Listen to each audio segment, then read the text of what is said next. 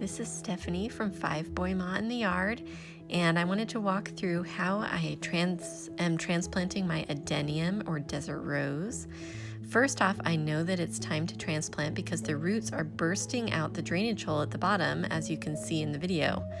To start the process, I first need to remove the adenium very carefully from the current pot. I do this slowly by gently wiggling the plant from different angles until it comes loose. You can see that the roots have kept the soil in a big ball. We need to loosen the roots and release as much of the soil as possible. I'm going to speed up the video here so you can see the process.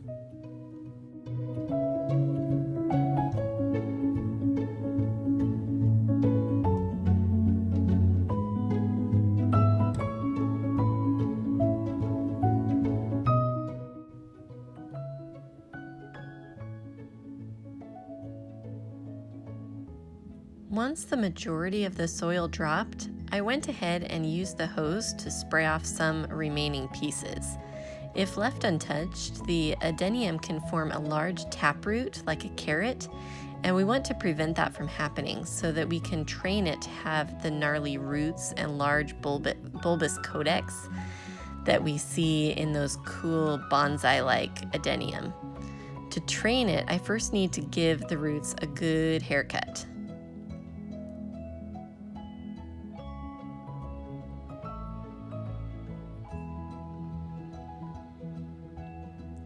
Once it's fully cut, I cover it in cinnamon to prevent root rot and disease because the root system is sensitive, and then I let it rest kind of naked for a day or two. It's pretty much the life.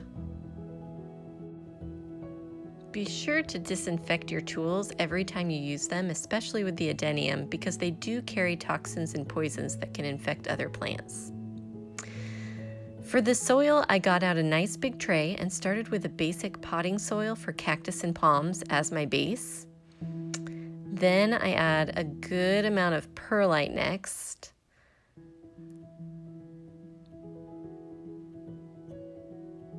The perlite helps the soil drain properly, which is really needed for these types of plants. They do not like to have their feet wet. I also added in a soil mix I found on Amazon that had bark and other good nutrients for bonsai plants.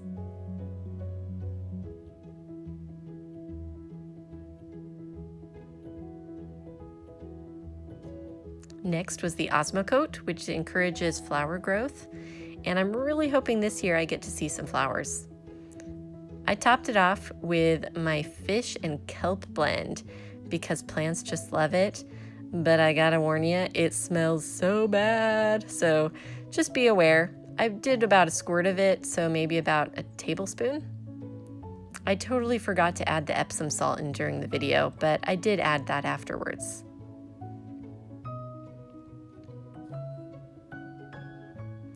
Once the roots feel nice and dry, the adenium is ready for its new home. I want to stop it from growing the taproot and force the roots to go to the side or above ground. So I'm actually putting a small cup as a stand in the middle of the bowl with a plastic lid on top for the adenium roots to rest on.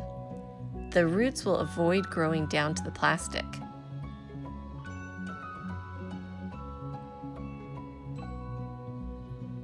So now I just get to fill it with all that good dirt.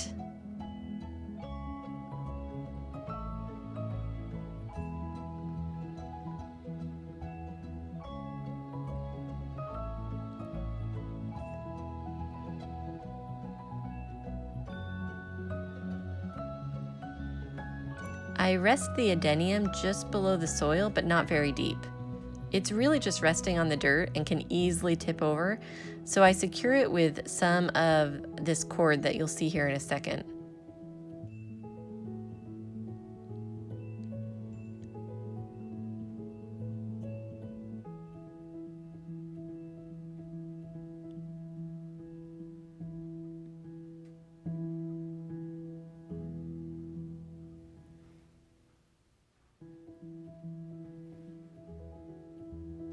I don't want it to be too tight, but tight enough that it won't fall over.